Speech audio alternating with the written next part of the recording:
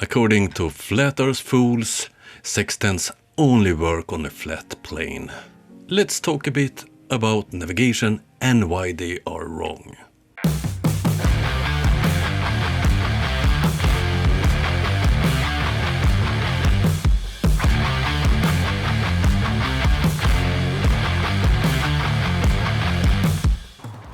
First of all, I want to thank all my patrons, members, donors and subscribers. All of you are important for me. Thank you very much. Brian's Logic, 10th Man, Nathan Oakley, Flatzoid FE and a bunch of other flat earth fools thinks that sextants proves the flat earth. And they are all wrong. They obviously haven't used a sextant and they know nothing about navigation. That the sextant doesn't work with the bendy lines that they want it to work with. It's this right angle triangle that's got to be on a flat plane for it to work. I'm quite sure that none of those flat earth fools claiming this have been out at sea. It have to be flat. Okay, so when it's waves out at sea, you can't use a sextant. It can be clear skies and rough sea. And the next problem, at night when it's pitch black out at sea, how do you see the horizon then? And it's clear that they don't understand the usage of a sextant. Is it the most important tool to find your way over oceans? Let's have a quick look on how navigators that are trained navigators navigate safely over the ocean without modern aids and what tools they use. Let's start with the two most important ones, a chart and a compass. Both of them flat earth killers. Charts or maps used at sea. And depending on where on the globe you are, you choose different map projections. A map projection that works great at the areas around the equator don't work so great in the Arctic and Antarctic regions. And the reason is simple. When you make map projections from a globe, you always sacrifice something, you get distortions. This is well established facts. Yes, flat earthers don't believe this. Flat earthers that don't have a working map. And to be frank, I think they are afraid of claiming that the map is a correct flat earth map because it's so easy to debunk. And then we have compasses. You have different types. The most common one is the magnetic compass, and that one is a bit tricky to use navigating because you have to know the magnetic declination, and this is because of the Earth's magnetic fields, and it's a flat Earth killer because you have two magnetic poles that are moving. You have one in the north and one in the south. Wouldn't work on a flat Earth. The South Pole, magnetic South Pole, is not a ring around the world, and that's easy to prove. But on bigger ships we have another type of compass that solves the problem with the magnetic field. The gyro compass, and that one is really a flat Earth killer. It works with the help of the rotation of the Earth. And then you have one more very important tool, a clock, an ordinary clock. With good charts, compass and a clock, I'm capable of finding my way over the sea from Europe to USA. But there are problems to navigate with precision over big distances, there are forces affecting it, like currents, winds and waves. Let's say that I'm sailing from the Gibraltar Strait, which is here, to Norfolk in US, which is here. I have charts, magnet compass and a clock. How do I navigate to find my way? First, I drew a line from where I am to where I'm going on the chart. In this example, I can see that it's almost straight west. So if I go west all the time looking at the compass, I will end up at the correct place. Or I will end up there only if I'm lucky. There are several reasons for this. I will look at a closer shot on the Gibraltar Strait and try to explain how you would navigate and why. If you're navigating over the ocean, over the Atlantic, you are circle navigating. That I will save to another video. Let's restart the process and start in the right way.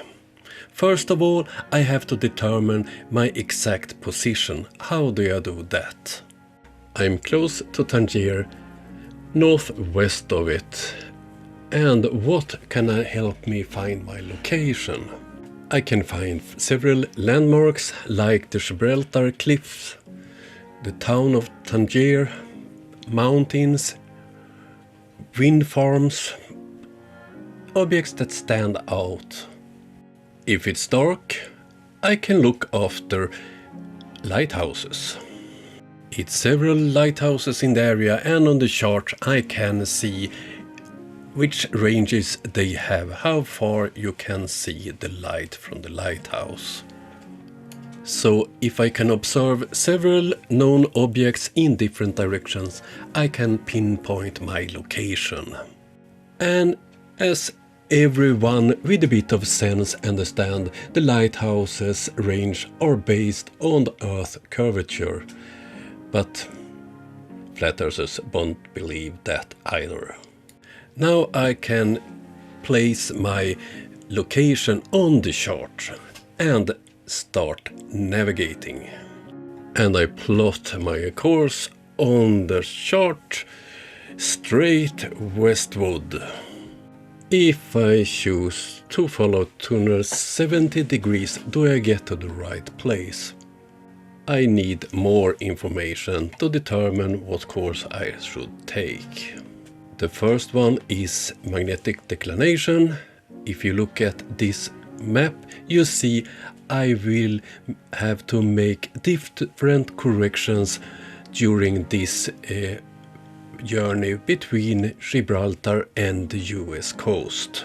Three other factors that I must take into account is wind, waves and currents. In the Gibraltar Strait, the currents can be quite strong, especially those that are caused by the tides. When it comes to currents, waves and wind, you need to know the direction and how strong they are. Let's say that I'm sailing 207 degrees straight west and have a strong currents pushing from the south. It could be the result that in reality the ship is moving 275 degrees, slightly off course, but you can't feel it in the ship.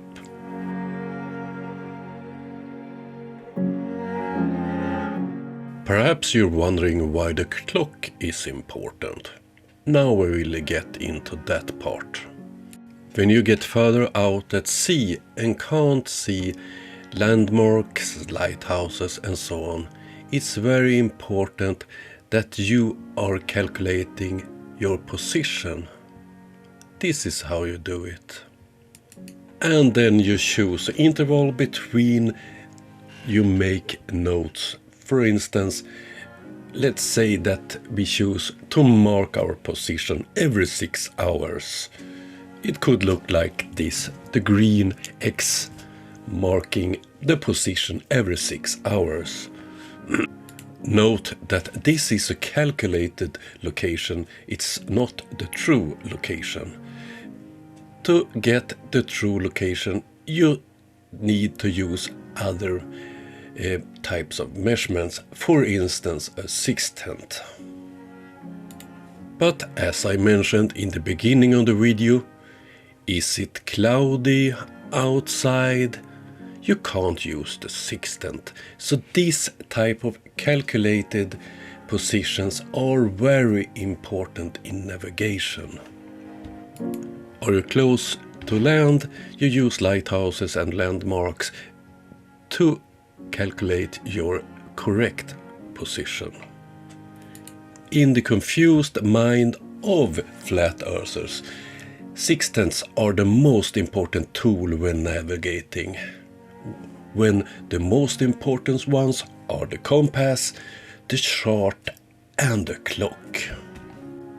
They talk about the dip angle to the horizon as a big problem and why it won't work on a globe to use a sextant, but they never talks about currents, winds, waves and those that affects the navigation much more than a small change in angle to the horizon. And they don't understand the true use of a sextant. It is one of several means to verify your calculated position. If you couldn't navigate without a sextant, it wouldn't be possible to cross the Atlantic if it was cloudy all the way. The Flat Earth Clown Show with Nathan Oakley, Brian's Logic, 10th Man, Flatzoid, Effie, Mitchell from Australia and the rest of them don't know anything at all about navigation, but still they think that the sextant proves a flat earth. That's only silly. They try to use their own lack of knowledge as some kind of proof, when they in the reality only prove their own stupidity.